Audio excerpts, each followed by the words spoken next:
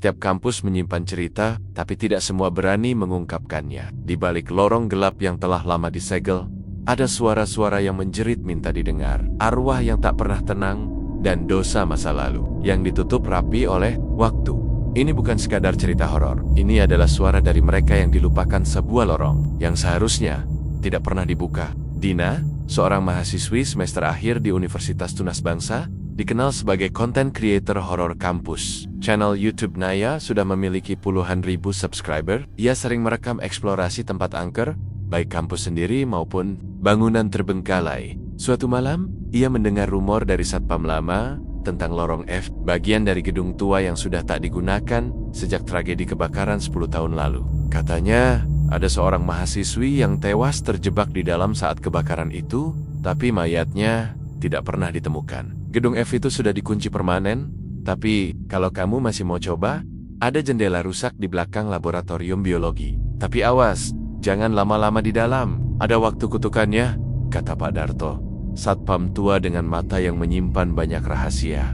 Dina, seperti biasa, mengabaikan peringatan itu. Bersama dua temannya Arga, si kameramen, dan Putri. Sahabatnya yang pengecut mereka mulai rekaman pada pukul 11 malam. Dengan senter dan kamera night vision. Mereka menyelinap masuk lewat jendela belakang. Bau apek dan asap yang belum hilang. 10 tahun ini langsung menyambut mereka. Dinding penuh jelaga, dan langit-langitnya mulai rapuh saat mereka menyalakan kamera. Tiba-tiba terdengar suara ketukan pelan dari ujung lorong. Tok, tok. Ada yang dengar nggak barusan? Tanya Putri sambil menggenggam tasnya erat. Ah, suara kayu tua. Fokus aja. Baterai kamera nggak tahan lama, balas Dina santai. Mereka berjalan menyusuri lorong sempit dan menemukan sebuah ruang kelas tua. Di dinding tertulis dengan cat merah. Jangan tinggal lebih dari jam 12,0. Cat itu masih segar.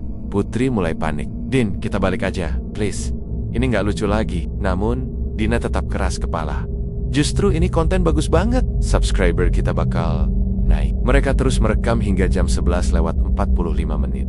Saat hendak keluar, Arga menyadari pintu masuk sudah hilang. Ya, bukan terkunci benar-benar hilang, menjadi dinding batu, seperti tak pernah ada pintu di sana.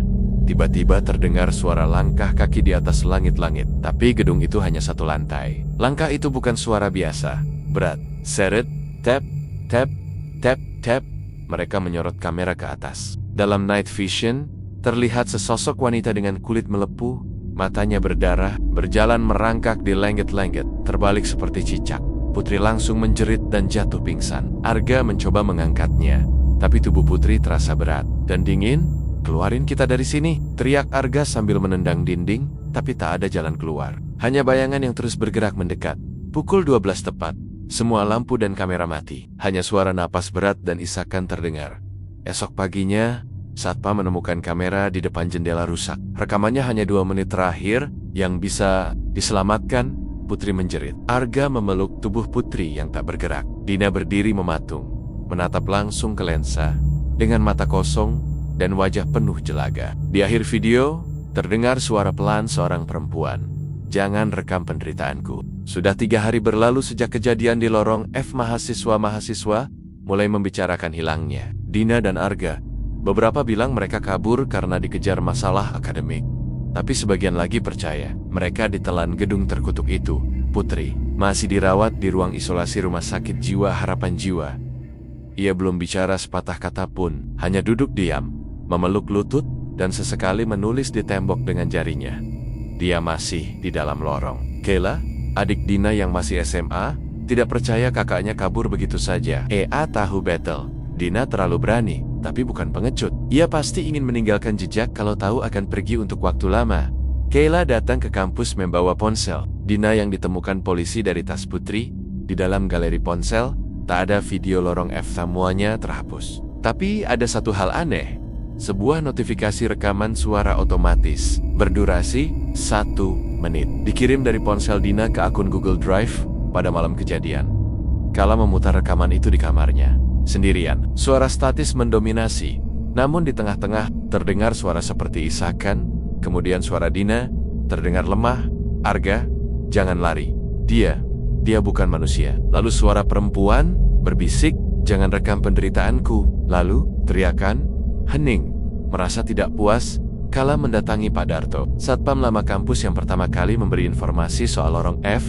Ia memohon agar diizinkan masuk ke gedung itu.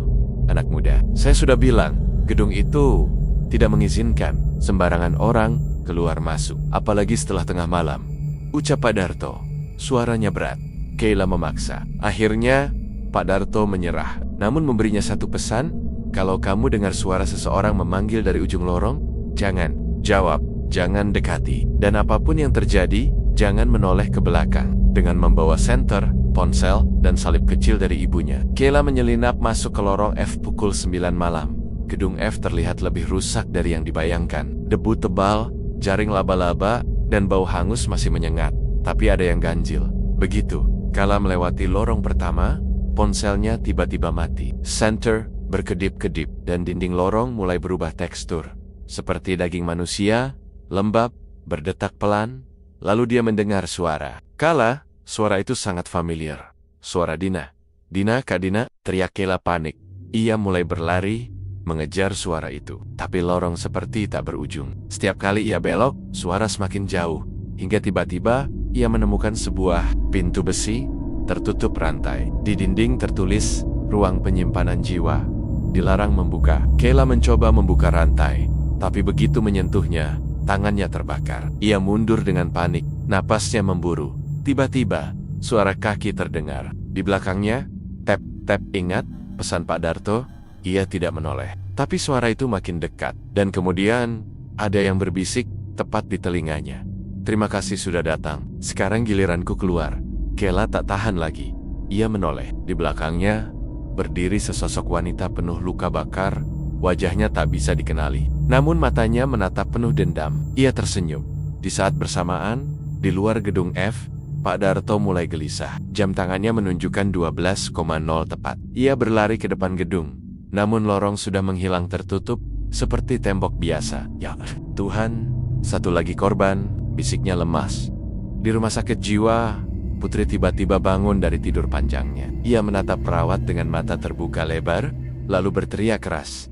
Jangan buka ruang penyimpanan jiwa. Perawat panik, mencoba menenangkannya. Tapi Putri hanya menatap langit-langit dan menangis sambil berkata, mereka bukan cuma arwah, mereka dijebak di sana. Dan satu persatu, mereka akan keluar. Kayla kini terjebak di dalam lorong yang sudah menghapus batas antara dunia nyata dan dunia kematian.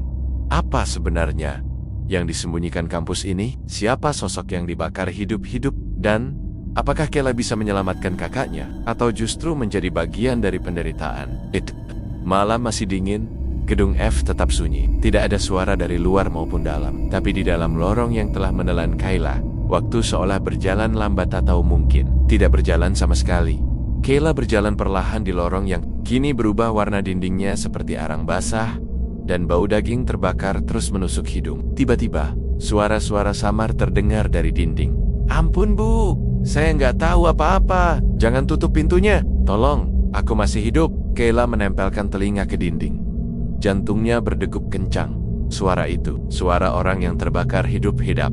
Tiba-tiba, tembok di depannya membuka sendiri seperti gerbang. Di baliknya, ada ruang kelas tua yang seperti dibekukan dalam waktu. Kayla masuk perlahan, dan lampu di langit-langit berkedip sendiri. Ia melihat papan tulis yang penuh coretan seperti digores paksa. Mereka dikorbankan. Aku dibakar hidup-hidup. Kayla tiba-tiba pingsan, lalu terbangun di ruangan yang sama, tapi bersih dan hidup.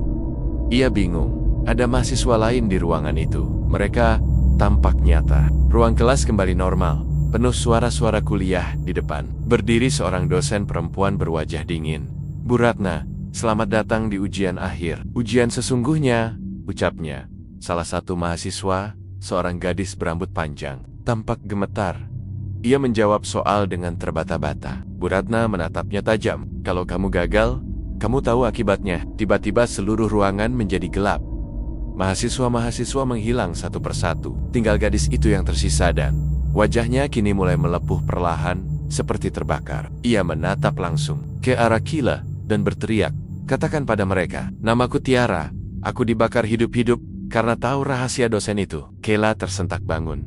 Ia kembali di lorong gelap. Nafasnya memburu, tapi sekarang dia tahu satu hal penting, nama. Arwah yang gentayangan adalah Tiara, dan dia tidak mati karena kecelakaan. Dia dikorbankan.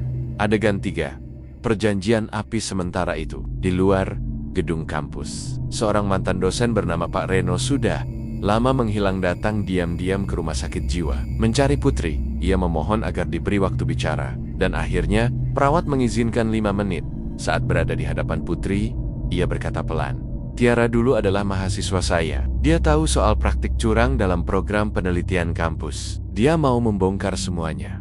Tapi, Bu Ratna dan beberapa orang menghentikannya dengan cara paling keji." Putri, yang awalnya diam, perlahan mengangkat kepalanya dan bertanya pelan, "Kenapa membakar dia hidup-hidup?" Pak Reno menunduk, karena Tiara tahu soal ruang bawah tanah kampus, tempat mereka menyembunyikan bukti. Mereka kalau tubuhnya musnah, arwahnya juga hilang. Tapi mereka salah. Kembali ke dalam lorong, Kayla kini melihat sesosok bayangan duduk di sudut ruang. Sosok itu mengenakan jas alma mater hangus. Perlahan ia mendekat.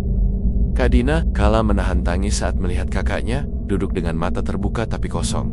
Tapi Dina tidak merespons. Ia hanya berbisik lirih berulang kali, "Aku hampir bisa keluar, tapi dia menahanku." Tiba-tiba lorong mulai bergejolak. Dinding berdarah. Suara tangisan, tawa, dan jeritan tumpang tindih. Tiara muncul wujudnya, kini jauh lebih menyeramkan. Kulitnya setengah terbakar, matanya hitam legam. "Kau mau membebaskan dia?" "Tidak bisa, aku belum selesai menuntut keadilan." Kayla memohon, "Aku bisa bantu. Katakan apa yang harus kulakukan." Tiara mendekat. Ia menatap Kayla tajam. "Kembali ke kampus. Temukan ruang bawah tanah. Bakar semua yang mereka sembunyikan. Kalau tidak, lebih banyak jiwa akan hilang." Tiara menghilang, dan lorong meledak dengan cahaya putih. Saat Kayla membuka mata, ia sudah terbangun di halaman belakang kampus. Penuh luka, tapi hidup. Malam itu, Kayla kembali ke rumah, sambil membawa ponsel kakaknya, dan satu benda yang ia temukan di saku jas Dina. Kunci tua berkarat, bertuliskan Labex di layar ponsel. Sebuah notifikasi masuk otomatis dari akun email Dina. Satu baris pesan, "Kau sudah membuka lorongnya. Sekarang, kau harus menyelesaikannya." Kayla kini tahu identitas arwah lorong F. Tiara, korban pembakaran hidup-hidup demi menutupi skandal kampus, tapi tugasnya belum selesai. Ruang bawah tanah kampus menyimpan rahasia kegelapan yang lebih dalam. Dan Tiara tak akan tenang sampai semuanya terbakar seperti dirinya. Angin malam bertiup pelan. Kampus Tunas Bangsa masih terlihat tenang dari luar. Tapi di balik dinding tuanya, rahasia kelam mulai terungkap dan darah masa lalu menuntut untuk dibayar lunas. Kayla duduk di kamar, menggenggam kunci tua berkarat, bertuliskan Labex. Ia tahu, mimpinya tentang Tiara dan pesan dari lorong bukan sekadar halusinasi. "Bakar semua yang mereka sembunyikan," kata Tiara di lorong. Tapi apa yang harus dibakar? Dan di mana ruang bawah tanah itu? Keesokan harinya, Kayla nekat menyelinap masuk ke perpustakaan kampus. Ia berpura-pura sebagai mahasiswa magang untuk mendapatkan akses ke arsip lama. Setelah beberapa jam mencari, ia menemukan denah lama kampus yang sudah buram dan berdebu. Matanya langsung tertuju pada catatan kecil di pojok kanan bawah. Labex. Akses melalui lorong penyimpanan arsip di bawah ruang dosen, 3 bit. Kala mencatat lokasinya, tapi sesuatu membuatnya merinding. Di belakang denah itu, tertempel catatan tangan dengan tulisan miring, "Labex, bukan ruang eksperimen. Itu ruang pengorbanan. Jangan pernah buka kalau kau masih ingin hidup." Itu, Pak Reno dosen tua yang sebelumnya mengunjungi Putri bertemu secara diam-diam dengan mantan rekan kerjanya, Bu Sari, Sari. Mereka akan terus muncul. Tiara, dan yang lain. "Kita harus akui semuanya," kata Pak Reno. Bu Sari pucat. "Kau gila? Kalau kita buka mulut, kita ikat moti." Bu Ratna punya orang dalam. Tiara tidak butuh pengakuan. Dia butuh balas dendam. Dan sekarang, ada gadis yang sedang membuka pintu itu kembali. Kala menyelinap masuk ke ruang dosen 3 bit. Semua lampu sudah mati. Ia membuka lantai kayu di bagian belakang ruangan, seperti yang ditunjukkan pada denah. Di bawahnya, sebuah tangga sempit menuju kegelapan. Tangga itu menurun tajam dan berdebu. Bau menyengat langsung menyambutnya. Bau darah dan besi tua. Ia turun perlahan. Suara langkahnya menggema. Di ujung lorong bawah tanah itu, ada sebuah pintu besi besar dengan kode angka. Kayla mencoba memasukkan tanggal kematian Tiara 24/112.015. Klik, pintunya terbuka. Kala masuk. Di dalam ruangan itu, ada rak-rak besi tua beberapa meja laboratorium, dan lemari besar. Tapi yang membuat Kayla terdiam adalah tumpukan map merah bertuliskan proyek penghapusan nama dan sebuah altar batu di tengah ruangan, penuh bekas darah kering. Kayla membaca salah satu dokumen, isinya mengerikan. Mahasiswa yang dianggap membahayakan reputasi kampus akan dihapus. Secara akademik, sosial, bahkan secara fisik. Prosedur dimulai dengan isolasi, lalu penghilangan. Metode terbaik, insiden kebakaran. IA Member K1. Nama yang membuat tubuhnya menggigil, Tiara Adistia. Target utama. Tanggal eksekusi 24 November 2015, air mata Kayla jatuh. Di altar itu, ia melihat foto Tiara, sebagian hangus, dan di baliknya, foto-foto lain Narga, Dina, bahkan foto dirinya sendiri. Kenapa ada foto aku? Bisiknya panik. Tiba-tiba, lampu padam, lorong bawah tanah bergetar, suara tawa dan jeritan muncul dari segala arah. Di dinding, darah mulai mengalir seperti air, dan dari balik gelap, sesosok tubuh muncul. Tiara, kulitnya penuh luka bakar, dan matanya menyala merah. Tapi kali ini, ia tak sendirian, ada puluhan arwah lain di belakangnya. Mereka semua korban. Kau temukan tempat ini, ucap Tiara. Sekarang, bakarlah, atau ikut bersama kami. Kayla gemitar. Tapi ia menumpuk semua dokumen dan foto di atas altar, menyiramnya dengan minyak dari laboratorium, lalu menyalakan api dengan pemantik kecil yang ia bawa. Api menyala besar. Ruangan penuh asap, tapi Tiara tersenyum untuk pertama kalinya. Satu langkah lagi, satu kebenaran lagi, dan semuanya selesai. Saat api makin membesar, Kayla berlari keluar. Ruangan di belakangnya mulai runtuh. Ia berhasil naik ke atas dan menutup kembali pintu lantai ruang dosen. Pagi harinya, berita tersebar luas kebakaran kecil di ruang dosen 3 bit. Pihak kampus menyebut itu sebagai korsleting. Tapi Kayla tahu, itu bukan kecelakaan. Saat ia membuka ponsel, ia menerima satu file dari akun email yang tidak dikenal. Video rekaman pengorbanan Tiara disimpan oleh orang dalam kampus. Kala menatap layar dengan wajah penuh tekad. Sudah waktunya semua orang tahu apa yang terjadi di balik nama kampus ini. Kala telah membakar sebagian bukti dan membangkitkan seluruh kebenaran. Tapi satu hal belum ia lakukan, menyebarkan kebenaran ke dunia luar, dan Tiara masih belum sepenuhnya tenang, karena dendam bukan hanya soal keadilan, tapi juga tentang pengakuan. Hari mulai gelap saat Kayla duduk sendirian di ruang tamu rumahnya. Masih tergenggam flash disk berisi video pengorbanan. Tiara rekaman hitam putih yang menampilkan kejadian kejam yang dilakukan oleh orang-orang kampusnya sendiri. Kalau aku sebarkan ini, hidupku gak akan pernah aman lagi, gumam Kayla pelan. Tapi suara Tiara terus terngiang di kepalanya. Katakan pada mereka, siapa aku? Jangan biarkan aku dibungkam 2 kali. Malam itu, Kayla mengunggah video ke media sosial dengan akun anonim. Dalam waktu 2 jam, video itu sudah dibagikan ribuan kali. Reaksi masyarakat langsung memanas. Komentar demi komentar muncul. Kampus tunas bangsa harus bertanggung jawab. Apakah ini nyata? Siapa Tiara sebenarnya? Namun keesokan paginya, video itu menghilang dari semua platform. Akun Kayla diblokir. Bahkan, salinan video yang ia simpan di laptopnya ikut terhapus sendiri. Mereka punya orang di luar kampus juga, gumamnya. Kayla kembali ke kampus untuk mengumpulkan data tambahan. Tapi suasana kampus berubah. Banyak mahasiswa dibisiki untuk menjauhinya. Beberapa dosen pura-pura tidak mengenalnya. CCTV selalu mengarah padanya kemanapun ia berjalan. Malam harinya, ia menerima surat ancaman di laci mejanya. Kalau kamu tidak berhenti, kamu akan bernasib sama seperti Tiara. Kala tak gentar. Ia menemui satu Satania, orang yang mungkin masih bisa dipercaya. Pak Reno, dosen tua yang dulu pernah memperingatkannya di sebuah warung kopi kecil. Mereka bertemu diam-diam. Kala, kamu pikir kamu satu-satunya yang mencoba membongkar ini? Sudah ada 3 mahasiswa sebelumnya, menghilang tanpa jejak. Salah satunya adalah Arga. Apa mereka juga tahu soal Tiara? Mereka tahu lebih dari itu. Pak Reno menjelaskan bahwa lorong F bukan hanya tempat kematian Tiara. Lorong itu digunakan sejak dulu untuk menghapus siapapun yang membahayakan nama besar kampus. Ada lebih dari 1 korban. Dan sekarang, mereka semua mulai bangkit. Karena kamu sudah membuka segel terakhir, kata Pak Reno dengan suara berat. Mulai malam itu, Kayla tak hanya dihantui oleh manusia. Sesuatu yang tak terlihat mulai mengikutinya. Di kamar, lampu berkedip sendiri. Cermin retak setiap kali ia lewat. Suara tangisan terdengar dari dalam lemari. Dan kadang-kadang, Ia melihat bayangan Tiara duduk di pojok ruangan, memandanginya dengan mata kosong. Namun, yang paling mengerikan, Dina kakaknya tiba-tiba kembali ke rumah, tapi tidak seperti dulu. Tubuhnya lemas, matanya kosong, dan ia tak pernah bicara sepatah kata pun. Saat tidur, ia sering mengigau Labex belum terbakar. Sepenuhnya, mereka belum semua keluar. Kayla mulai sadar, membakar dokumen di Labex belum cukup. Sumber utama kekuatan arwah itu masih tersembunyi. Putri, yang masih dirawat di rumah sakit jiwa, mulai menggambar simbol aneh di seluruh dinding kamarnya. Simbol itu mirip dengan lambang yang dilihat Kala di altar bawah tanah. Ia meminta bantuan perawat untuk menyampaikan surat kepada Kayla. Surat itu ditulis dengan tangan gemetar.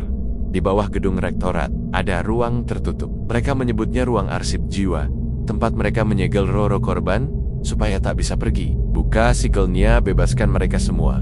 Itu satu-satunya cara. Kayla tahu ia harus masuk ke gedung rektorat, tempat paling terlarang di kampus. Ia menyusun rencana, menghafal jadwal satpam, dan menunggu malam minggu saat semua staf kampus biasanya libur.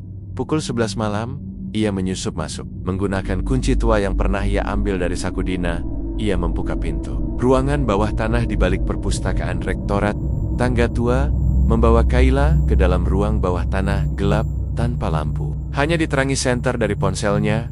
Di tengah ruangan itu, ada lingkaran simbol besar dengan patung batu di tengahnya. Batu berbentuk wajah-wajah menderita. Di sekeliling ruangan, tergantung nama-nama korban di atas papan kayu. Tiara, Arga, Della, Seno, bahkan nama Pak Reno dan Dina. Bisik Kayla mulai menangis. Tiara muncul lagi, perlahan mendekat dari bayangan. Tapi kali ini, ia tampak lebih tenang. Ini tempat kami disegel. Kalau kau buka ini, kebenaran akan muncul, tapi darah akan tertumpah. Kayla menghela napas, lalu dengan berani menghapus simbol segel di lantai, menggunakan cairan asam dari tas laboratoriumnya. Tiba-tiba, seluruh ruangan bergetar keras. Dinding-dinding berdarah. Patung-patung menangis, nama-nama terbuka. Suara jeritan puluhan roh menggema. Kebebasan. Suara Tiara terdengar terakhir kali sebelum menghilang dalam cahaya merah. Keesokan harinya, media sosial meledak. Gedung rektorat terbakar sebagian, dan seseorang menyebarkan rekaman CCTV dari malam kejadian. Mahasiswa mulai berdemonstrasi. Pihak kampus terpojok. Tapi hal yang paling mengejutkan adalah beberapa korban yang sebelumnya hilang mulai muncul kembali. Arga ditemukan di ruang administrasi, lemas, tapi masih hidup. 3 mahasiswa lain mengaku dibebaskan dari lorong gelap oleh cahaya merah. Namun, satu masalah belum selesai. Dina masih belum bicara. Dan malam itu, ia menatap Kayla dan berkata untuk pertama kalinya, lorong belum tertutup. Kila berhasil membebaskan arwah-arwah korban. Namun dampaknya masih terus menyebar. Lorong tersumpah kini terbuka sepenuhnya, dan tidak semua yang keluar dari sana. Berniat baik. Lorong F telah terbuka. Arwah-arwah yang dulu terkurung kini telah bebas. Beberapa di antaranya mulai muncul, namun tak semuanya ingin keadilan.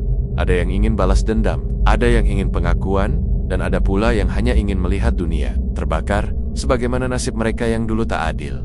Kayla duduk di samping tempat tidur kakaknya. Dina, yang kini telah mulai bicara meski hanya 1 atau 2 kalimat dalam sehari, namun kalimat terakhir yang Dina ucapkan membuat Kayla tak bisa tidur semalaman. Lorong belum tertutup, dan mereka belum semuanya keluar. Kampus Tunas Bangsa berubah menjadi tempat yang menegangkan. Sejak peristiwa kebakaran kecil di gedung rektorat dan munculnya kembali beberapa mahasiswa hilang, suasana di lingkungan kampus seperti dihantui. Beberapa mahasiswa mengaku melihat bayangan hitam berjalan melintasi lorong saat malam. Satu petugas kebersihan ditemukan pingsan dengan wajah ketakutan di dekat gedung F. Dan yang paling menyeramkan, seorang dosen ditemukan tewas terbakar di dalam mobilnya. Dengan ekspresi Sioliola melihat sesuatu yang sangat mengerikan sebelum mati. Namun kampus memilih bungkam. Mereka menutup semua akses media dan menyebut kejadian-kejadian itu sebagai kecelakaan biasa. Kayla tahu itu bukan kecelakaan. Dina mulai berbicara lebih banyak. Tapi yang ia ucapkan bukan hal yang wajar. Ia sering menyebut nama-nama yang tidak dikenal, lalu tersenyum seperti sedang berbicara dengan seseorang yang tak terlihat. Suatu malam, Kala terbangun karena mendengar suara berbisik dari kamar Dina. Saat mengintip, ia melihat kakaknya berdiri di depan cermin, tersenyum sendiri sambil berkata, "Aku akan bantu kalian keluar satu persatu, biar mereka merasakan seperti aku dulu." Kala menahan napas. Ia tahu kakaknya masih belum sepenuhnya kembali. Pagi harinya, Kayla didatangi oleh Arga, teman Dina yang dulu ikut masuk ke lorong F dan baru-baru ini ditemukan selamat. Arga tampak kurus, lingkar matanya hitam, dan tubuhnya penuh luka gores. Seperti dicakar. Kala, tidak semua yang kau bebaskan dari bawah tanah itu baik. Tiara memang ingin keadilan, tapi ada satu sosok yang lebih tua, lebih jahat, yang juga ikut bebas. Kayla menatapnya bingung. Siapa? Arga berbisik, suaranya gemetar. Namanya Surya, mahasiswa dari tahun ke-1996. Dia dibunuh karena melawan sistem kampus. Tapi saat mati, jiwanya berubah. Dia menolak pergi. Sekarang dia ingin membalas semuanya, termasuk mereka yang tak bersalah. Malam itu, kampus kembali diguncang. Salah satu gedung fakultas terbakar secara misterius. Di CCTV, tampak seorang pria tanpa wajah berdiri di depan pintu sebelum api menyala begitu saja. Kayla menerima pesan anonim dari nomor tak dikenal. Arwah yang kamu bebaskan mulai memilih jalannya masing-masing. Sebagian akan membantumu, sebagian akan mencoba membunuhmu. Tapi yang paling berbahaya sudah bersama kakakmu. Kala langsung pulang dan melihat Dina duduk di lantai, menggambar sesuatu dengan darah dari jarinya sendiri. Sebuah simbol api, yang sama seperti di altar bawah tanah, dengan bantuan Pak Reno. Kala mencari arsip lama tahun ke-1996, mereka menemukan sebuah kasus yang ditutup secara paksa. Surya Aditama, mahasiswa hukum, ditemukan tewas di tangga belakang gedung rektorat setelah mengancam akan membongkar skandal suap kampus. Namun mayatnya hilang sebelum dikuburkan. Dan sejak itu, kampus menyegel seluruh akses ke ruang bawah gedung tempat Surya dulu biasa menulis katitan-katitan tentang kejahatan kampus. Pak Reno memberi peringatan keras, Surya bukan hanya arwah, dia adalah roh dendam. Kalau dia menggunakan tubuh kakakmu, kamu bisa kehilangan Dina selamanya. Kala akhirnya tahu bahwa Surya telah merasuki Dina, perlahan mengendalikan tubuh dan pikirannya. Malam itu, Kayla mencoba berbicara dari hati ke hati dengan Dina. Kalau kamu masih kakakku, lawan dia, Din. Jangan biarkan dia ambil semuanya darimu. Dina menatapnya dengan mata kosong. Namun tiba-tiba ia menangis, menjerit keras, dan tubuhnya kejang. Suaranya berubah menjadi suara lelaki tua. Dia sudah tak punya tempat, tapi aku bisa memberinya kekuatan, lebih dari apapun yang kamu bisa berikan. Kayla berteriak sambil memeluk Dina, mencoba membangunkannya dari dalam. Tangannya terbakar dingin, tapi satu kata berhasil lolos dari mulut Dina sebelum ia pingsan. Lorong harus ditutup dari dalam. Keesokan paginya, satu berita menggegerkan kampus. Bu Ratna, dosen yang dahulu diduga terlibat dalam kasus Tiara, ditemukan tewas, tergantung di jembatan antar gedung. Di tubuhnya tertulis dengan darah, satu untuk satu. Belum selesai, Kayla menatap lenggit-lenggit kamarnya malam itu, dengan perasaan campur aduk antara ketakutan dan rasa bersalah. Ia tahu, bukan hanya arwah yang gentayangan sekarang, tapi kejahatan masa lalu yang hidup kembali, dan satu-satunya cara menghentikan ini adalah kembali ke lorong F dan menutupnya dari dalam. Konflik mulai memuncak. Lorong telah membuka jalan tidak hanya bagi roh korban, tetapi juga untuk roh pembalas dendam yang lebih berbahaya. Kayla harus memilih, menyelamatkan kakaknya, atau menyegel semua roh termasuk yang ia cintai selamanya. Waktu menunjukkan jam 23:10. Langit gelap tanpa bintang. Angin malam terasa lebih dingin dari biasanya. Langit seolah menahan napas, menunggu sesuatu yang besar terjadi di dalam kamarnya. Kayla menyiapkan satu hal terakhir, katitan yang ia tulis dengan tangan sendiri, berisi seluruh kisah nyata yang ia alami tentang Tiara, Dina, Surya, dan lorong F. Ia tahu, tidak semua orang akan percaya, tapi dia yakin satu hal, kebenaran tidak butuh persetujuan. Ia hanya butuh keberanian. Kayla berdiri di depan gedung F, tempat itu masih terlihat rusak dan terbengkalai. Tapi malam ini terasa lebih hidup. Udara di sekitar lorong berdesir seperti bisik. Suara tangis samar terdengar dari dalam. Dina berdiri di sampingnya, wajahnya lelah, tubuhnya lemah, tapi matanya mulai kembali jernih. Kita harus tutup lorong itu dari dalam, kata Dina pelan. Tapi begitu ditutup, hanya satu dari kita yang bisa keluar. Kayla terdiam, jantungnya terasa berat. Kalau itu satu-satunya cara, biar aku yang tinggal, ucap Kayla. Dina memeluknya erat. Kamu satu-satunya keluarga yang aku punya. Aku nggak akan biarin kamu sendiri. Mereka masuk bersama. Di dalam lorong F, segalanya tampak berbeda. Tidak lagi seperti lorong biasa. Kini, tempat itu seperti dimensi lain. Dinding berdenyut. Lorong memanjang tanpa ujung. Udara tebal dengan rasa besi. Tiara muncul pertama. Wajahnya lebih tenang, tapi masih penuh luka. Ia menatap Kayla dan Dina dengan lembut. Kalian datang tepat waktu. Tapi kalian tak sendiri di sini. Dari bayangan lorong, muncul sosok tinggi besar. Tubuhnya hitam legam seperti arang, tanpa wajah. Surya, suara beratnya menggema di lorong. Kenapa kalian ingin menutup lorong ini? Disinilah tempat mereka semua dapat keadilan. Di sini, Tiara, dibalas darah. Kayla melangkah maju. Kamu bukan membalas, kamu membunuh siapa saja. Bahkan yang tak bersalah. Surya tertawa. Mereka semua bagian dari sistem. Kalau bukan pelaku, mereka pembiar. Jadi mereka semua pantas. Saat Surya hendak menyerang, roh-roh lain muncul Tiara di antara mereka. Bersama puluhan roh korban, Tiara menatap Kayla. Kamu satu-satunya yang mendengar kami, tapi kami tak bisa menolongmu menghadapi dia. Karena Surya bukan arwah biasa. Dia tumbuh dari dendam dan kematian. Tiba-tiba, Dina terdorong ke dinding. Surya mencoba merasukinya lagi. Dina menjerit, tubuhnya kejang, kalap, menangis, dan memeluk kakaknya. Ambil aku, jangan kakakku.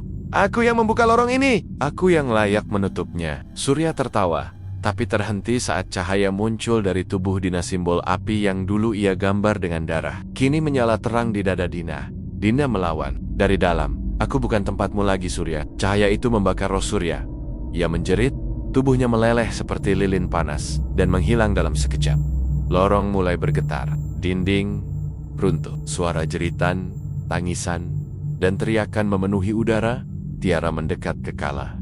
Sekarang waktunya. Segel lorong ini, tapi hanya satu jiwa hidup yang bisa keluar. Satu lagi harus tetap tinggal untuk menutup gerbangnya dari dalam. Dina menatap Kayla. Aku yang akan tinggal. Kayla menggeleng keras. Jangan, kakak baru kembali. Jangan pergi lagi. Dina mencium kening adiknya, tersenyum sambil menangis. Kalau kamu keluar, kamu bisa ceritakan semuanya. Kamu bisa selamatkan orang-orang lain. Aku sudah cukup diberi kesempatan kedua. Tiara membuka gerbang dimensi. Cahaya besar muncul. Satu jalan keluar. Satu jalan ke kegelapan. Dengan langkah berat, Kayla dipaksa masuk oleh Dina. Pintu tertutup. Dina dan Tiara menatapnya untuk terakhir kalinya. Kayla terbangun di halaman kampus. Sendirian, gedung F di belakangnya lenyap. Hanya ada tanah kosong, media, campus jumper, polisi, tapi tidak ada yang bisa membuktikan apapun. Tak ada jejak gedung F, tak ada catatan soal Tiara. Semua seolah dihapus dari sejarah. Namun Kayla tahu, semuanya nyata. Ia mulai menulis, menyebarkan cerita, membuat dokumentasi digital, cerita tentang Tiara, Dina, dan lorong tersumpah. Setahun kemudian, Kayla berdiri di depan monumen kecil yang ia buat sendiri di belakang kampus. Di atas batu sederhana itu tertulis, untuk yang pernah dilupakan, tapi tidak pernah menyerah. Tiara, Dina, dan semua korban yang tak bisa bersuara. Dari kejauhan, angin bertiup lembut, seperti bisikan. Lorong mungkin telah ditutup, tapi kebenaran tidak akan pernah dikubur. Terima kasih telah mengikuti kisah ini hingga akhir. Cerita ini menggambarkan bahwa terkadang keadilan tidak datang dari sistem, tapi dari keberanian seseorang untuk memperjuangkannya. Bahkan ketika semua orang memilih diam,